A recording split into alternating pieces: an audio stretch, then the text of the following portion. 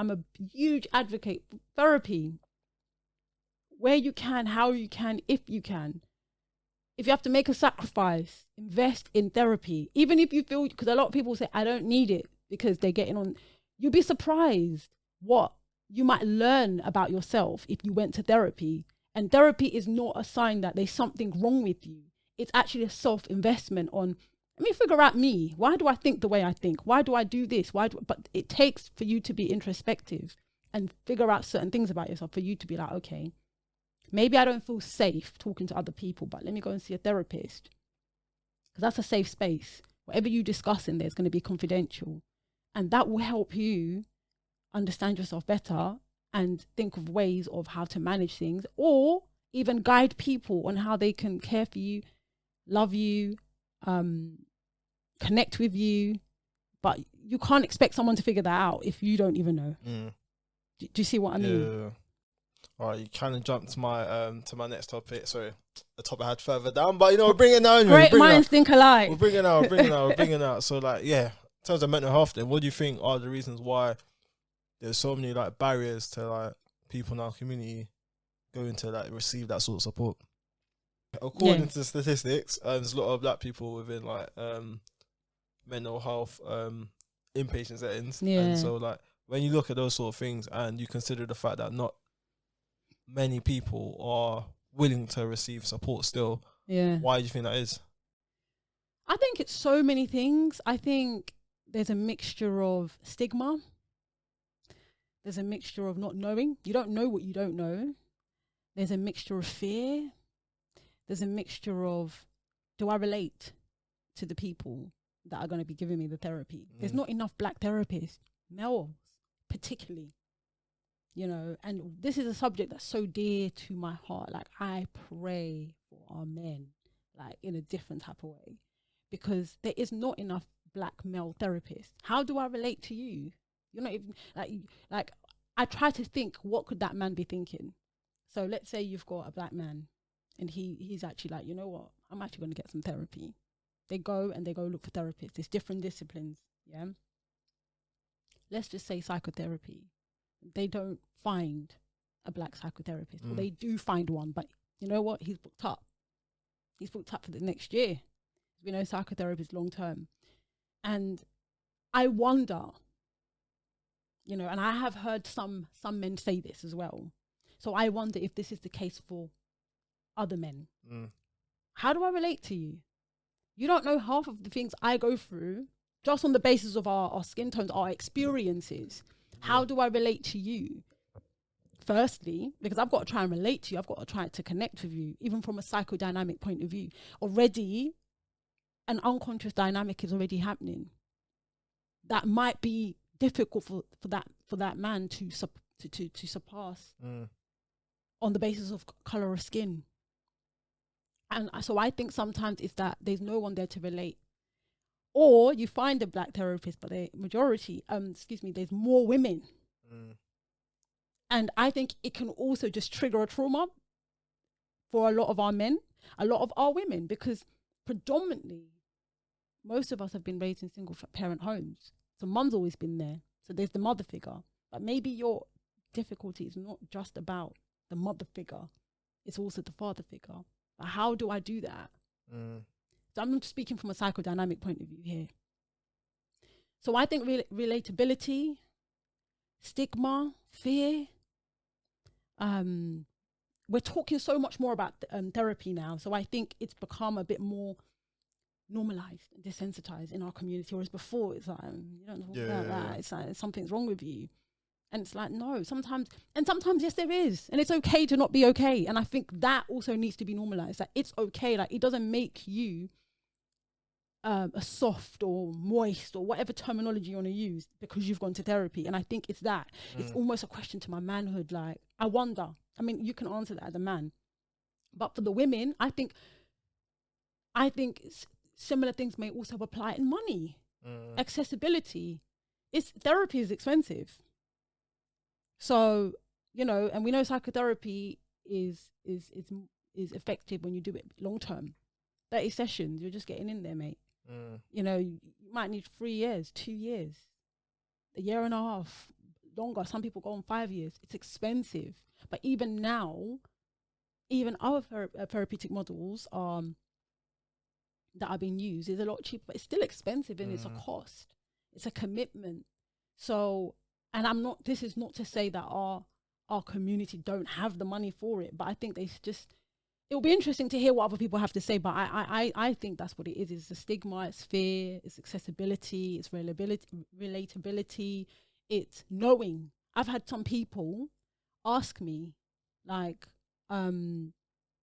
where can I access therapy? Where is it to start? They don't know where to begin. What do I Google? Because they don't know about therapeutic models. I've studied psychology. I've worked in mental health, so I can list several. But if you've not exposed to that environment, where do you begin? Do you just go to a counsellor? And not saying counselling ain't effective, but you might need a particular type of, modality used that might be effective for you. Some people might have tried it and it hasn't worked, but maybe it wasn't the right therapy that you went to, and that's why it didn't work. But then now they've got their guards up because it's like, no, mate, I spent X amount of money, didn't do anything. And it's like the lack of awareness that there's other like modalities as well, so they might feel like that's how it is in general, innit? But there's other things that could be better suited to them. Everywhere. But when you think about stuff like trauma, innit, because like people could be holding a lot of trauma deep within it, and like that's where it comes down to like the ability to express yourself. Like, so like if you're not really receiving therapy and you're not expressing yourself, you're just keeping everything inside. Like, what do you do then, innit? Like, how important is it to be able to express yourself? I think one of the difficulties is our misunderstanding of what trauma is. And there's a misconception of it. And I read somewhere that trauma is not just about what happened to you, it's also what didn't happen for you. So even having an emotionally unavailable parent, that can be traumatic. And it may not feel like that because it wasn't distressing to some extent, because maybe we start to compare with other people's experience and think, oh, no. So we minimize it. But part of the minimizing is part of the problem already, because you had an emotionally unavailable parent. So your emotions were invalidated as a child, because the parent just wasn't connected to you. Maybe they didn't hug you. They didn't kiss you, they didn't tell you that they loved you, they didn't compliment you. You come home from school, you're proud about, a spelling that you finally got right, and they're like, yeah, okay, that's it, you're supposed to do well in school. And it's teaching you, it's training your brain a certain way. And then you don't clock that that's a problem.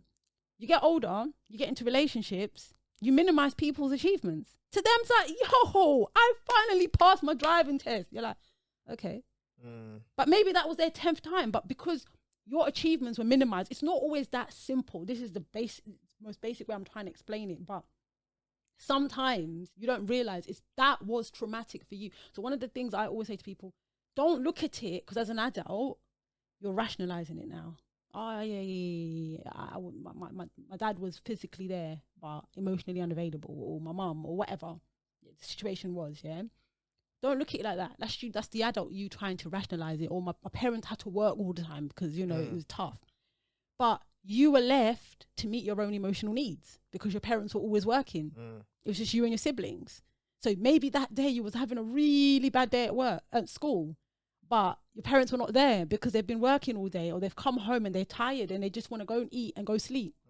But you're sitting with uncomfortable emotion, but you can't go because maybe you try and go speak to your parents. And they're like, oh, I'm tired. I've been working. Oh, is that what happened? Oh, I'm sorry. and no, but this happens. She's getting flashbacks there. This happens. Just what I'm saying to you. And you're sitting there with uncomfortable feelings because you know what? This teacher's really bugging out. And it's a lot for you right now.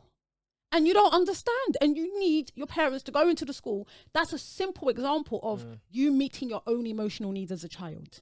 So now you don't trust people. So there's times you've had distressing feelings. You've now had to meet your own emotional needs. Now you're an adult.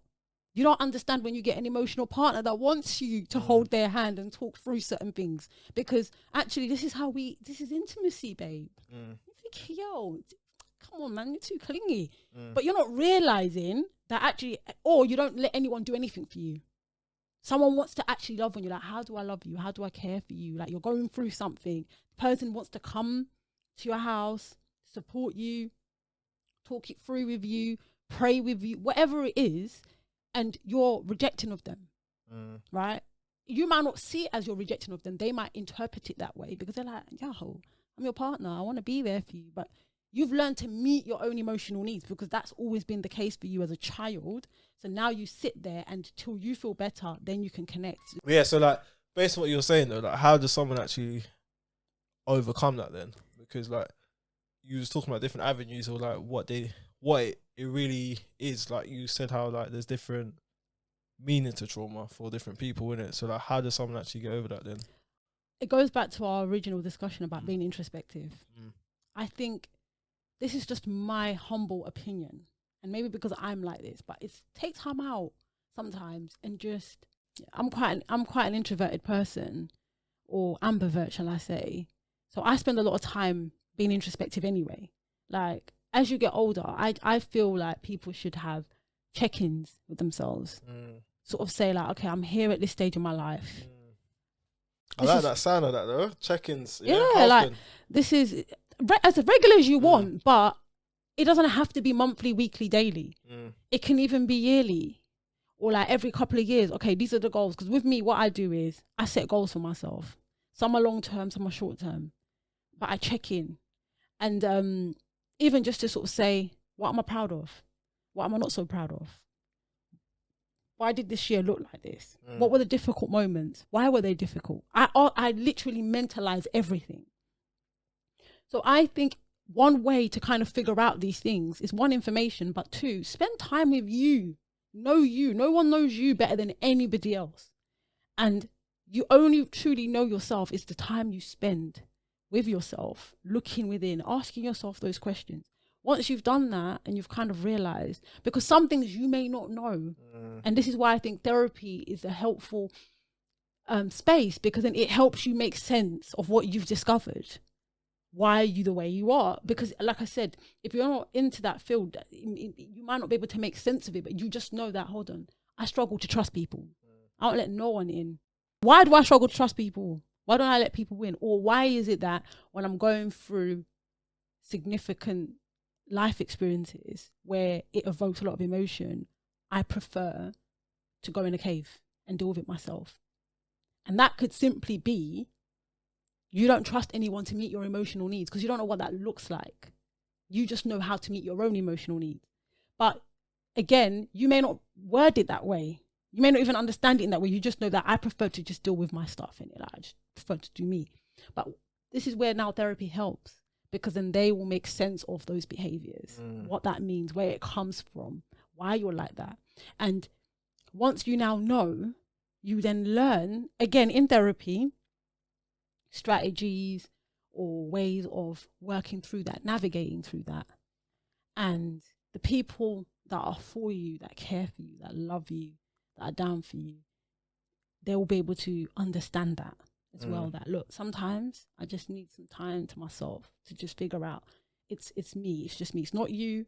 But now you're able to explain that. You don't just go ghost. You don't just disappear. Yeah. I think the fact that they're a neutral person as well, like they haven't got to say anything good to you, innit? So like you're really gonna take in what they're saying. Yeah. Like, you might not like what they're saying as well, but at the same time, you know there's no reason for them to tell you negative stuff unless it's true, innit? Yeah, so like in the end of the day, I feel like that's very beneficial for it to be someone that you don't really even know. So you can just be open.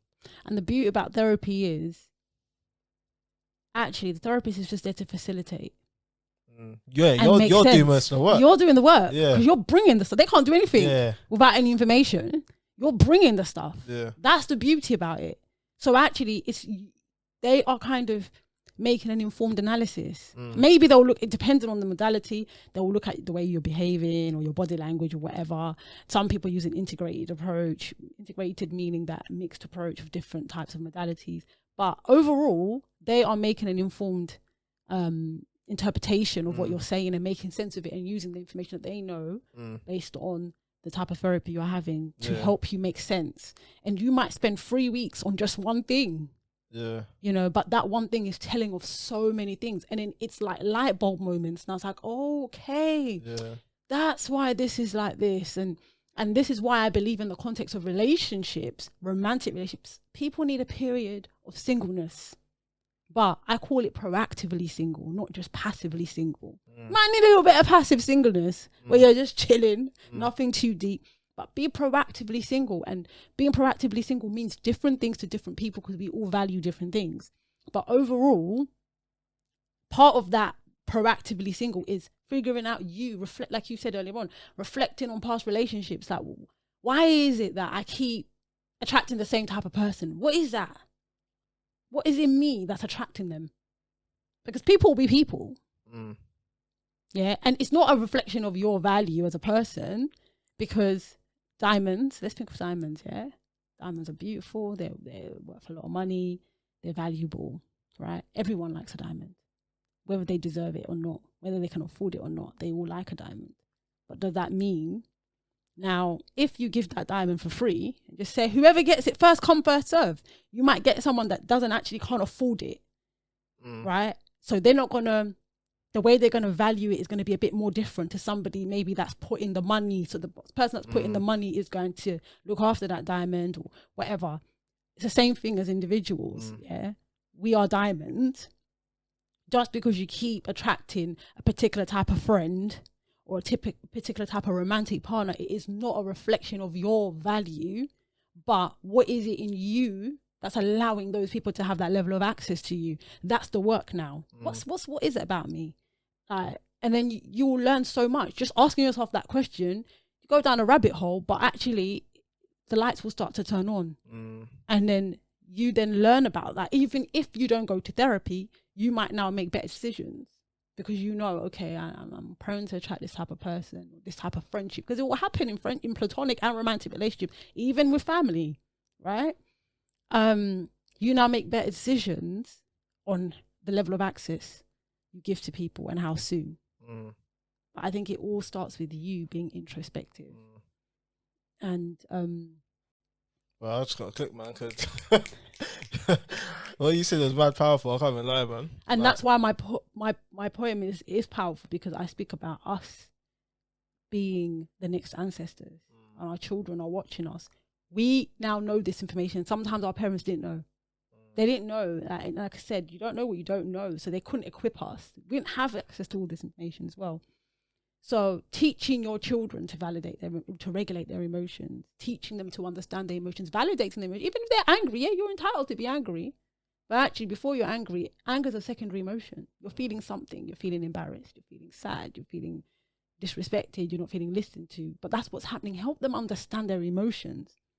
And then now they can say, you know, and when they express an emotional need, I'm embarrassed, mummy, when you do that, or uncle or auntie or godmom. It doesn't matter. It doesn't have to be your child. But we get to train up our children, and the Bible says that train up a child in the way that should go, and they get older, they will not depart from it. I don't think that's just about discipline. I think it's about everything. God knew what he was talking about. And even just simply teaching them how to manage their emotions, because the reality of the situation is we are, you know, we're interactive beings. We affiliate, we're around people, and people will trigger us. And if you don't understand your emotions, how are you going to regulate them? It's true, man. It's true. Boy. So, like, do you feel like this also affects people's ability to express themselves as well? 100%. Because, like, for example, you've done poetry, innit? Many people aren't necessarily doing things like that have to do with like creative arts, innit? So, what do they do, innit, like to express themselves? Because I know you said therapy is one avenue as well, but what if they don't want to go down that route? What can they do? It's tough because not everybody has, because the other option would be, who do you trust? Right? Like, who's around you? I think your circle is so pivotal. One of my good friends taught me this saying, yeah, and you know what, I'll never forget it. And she said, Ingrid, identify your blues, your oranges. I might be saying the colours off. Listen, yeah, I heard this one before. But she was using a colour theme, yeah, and she was saying, like, let's just randomly, no, I want to hear it. Say, let's say the greens are your closest, like your bona fide. That could even be certain family members. Yeah, those are your greens. So it's like, think of you've got a macro environment and a micro environment. So it's circles. Yeah, you're in the middle. You're the dot in the middle. Your greens are the closest to you. Yeah, you know who your greens are. Yeah, you don't even have to tell certain people, yeah, but you know who your greens are. Then outside of the greens, you have your blues. So they're like, yeah, we're cool, we're close, but I only let them in so far. Then outside the blues, you have your oranges. It's like, hey, that's my boy, or that's my girl, or you know what I mean, that's my good cousin. But they may not never find out about certain things in your life till years in or months later or whatever. But you're cool, you respect them. Then you got your reds, and it's like they're just acquaintances. You know, you're cool. In the work environment, it's great, but that's as far as it goes. Or in a particular environment. So your greens, now it's about thinking about, okay, who's my greens, who's my blues? Because these are the ones that are the closest to you. Your blues might be people that you don't go to straight away, so they're not your confidants, yeah? But your greens are your confidants or whatever, yeah? And having that environment around you, because with me personally, as a Christian, I would always say like, God first, yeah? But not everybody is. Not everybody believes in a particular religion or follow a particular religion or whatever. So even just that simple thing of like, who is in your circle is so important. Who's giving you advice? Like, you can't just let anybody pour into you. And the reality is everyone's pouring into Everyone. you. Good, like, bad, negative, positive. They're pouring constantly into you. as well. And you don't realize it, but it's happening. Do you see what I'm saying? So you need to be able to, who's pouring into me positively, negatively? And then that's how you can almost compartmentalize different people in different places. And your greens are the people you got to talk to. Now, some people can say, I don't have greens. I have reds, I have oranges, and I have a couple of blues. But even then, it ain't that deep. Like, they live in another country. So we live in different time zones or whatever. Or I don't have nobody. I don't trust no one, because anyone I trusted. And for me, then it's really like, and I think that's where therapy helps. If you don't have no one, because I think it's so important to have somebody to talk to. You need a sounding board, and you need people pouring into you. I'm the person who I am today because of the people that are around me. That there's no shadow of a doubt. Obviously, yes, God, number one, but God's used those people to do whatever he wanted to do anyway. So those people that are around me, I'm who I am today. I have sounding boards. I have people that I can talk to, and it's knowing who you can talk to about certain things. Certain people, you're like, this one here, they're my green, but they don't have patience for something like this, or they don't have experience in this area. So I'm going to go to this person, you know. And that's why, again, I believe part of growth is having someone who's done it better than you, not better than you, so rewind, who's done it before. Yeah. Who's ahead of you. Yeah. Because you now have a point of reference. Because it's like, okay, I want it to look something like that. It may not exactly be like that because you're different, you're individual, but who's your point of reference? Who's mentoring you? Who's pouring into you? What are they pouring in? If you, as an adult, I think even children should have that, but by the time you get to an adult, you need to have some form of mentor or point of reference, example, because they're the people that now, what I would say, G-check you. They're gonna say they're holding you accountable. I love being held accountable. And trust me, I say this, and I'm probably gonna regret it. But do you know what? It's the people that have held me accountable that have made me go further. That have said to me like, that sometimes like I was laughing, right? When I got braces, I was looking at how my teeth used to be before, and I said, "Family, you don't love me. How can you not let me walk around my teeth looking like this? Like, what's good?" I was busting joke, but people that hold you accountable, they love you enough. Do you see what I mean? They love you enough. My sister will tell it to me how it is, but you know what she always says to me? I wouldn't do that if I didn't love you. If I didn't care about you, I care enough. And, you know, and I've got a saying, like, as somebody that's a Christian, obviously, I feel like God is so committed to you, and he's so committed to what he said about you that he will spoil your plans just to fulfill his will. But if you're not a Christian, there are people, find people that are committed to you, that they will hold you up accountable and say, listen, how you was moving, it's not cool. Or why does this keep happening? Or have you noticed that you're a really angry person? Or remember last time we spoke, you set certain goals for yourself. You've only achieved one. What's going on for you? And they can sit down and have that heart-to-heart conversation, safe spaces. Because sometimes people are like, I want to talk, but where am I safe? Where am I safe to open up? Do men cry? Do men hug each other and cry? Is that cool? No, but that needs to happen. Yeah, no, I hear you. Because do you know what? It's a normal emotion. It doesn't make you less of a man that you cry.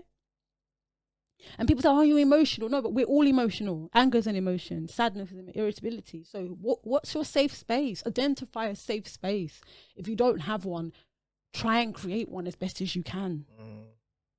You know, the Samaritans is free. You can call them and just talk, but they can't advise you. You know, they just help you make a decision. So that's hard. But I just think it's identifying a safe space and being mature enough to be held accountable, because it might mean you're gonna get G-checked, or accountable is a better word to say.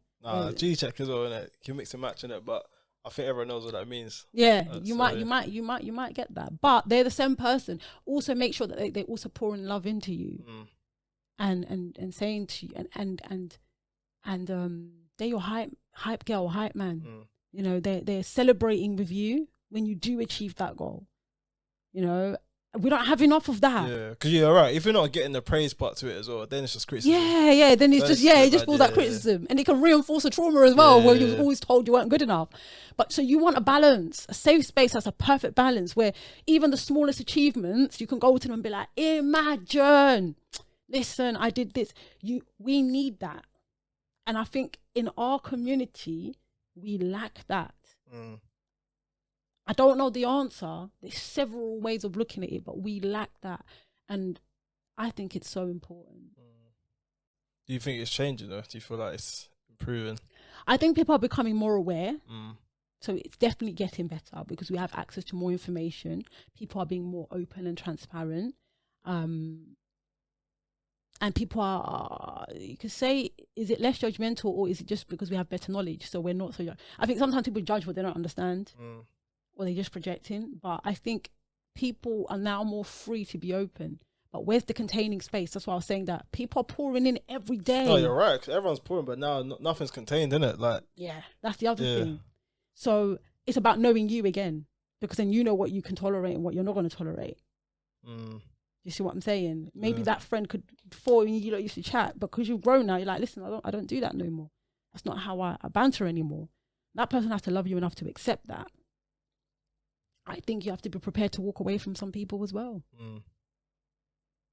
Because that is part of looking after yourself. And I think do we look after ourselves enough? I don't think we do. It's a good question, man. Because what does looking after yourself look like? It means different obviously it's different for everyone, people. But it's a good question. Like, do we actually look after ourselves? Let's be real. Like, therapy is great, but it's not for everyone. Go and get a life coach. Go and get a mentor. Go and get some coaching. I know people that have done life coaching, changed their life. Some people genuinely don't have the money and they want the change. And I get that. So it's difficult for me to give those people an answer, because some of it is going to require a level of self-investment. But for me, for those that have it or have access to it, but it just not automatically, something's going to have to give for you to invest in your personal growth.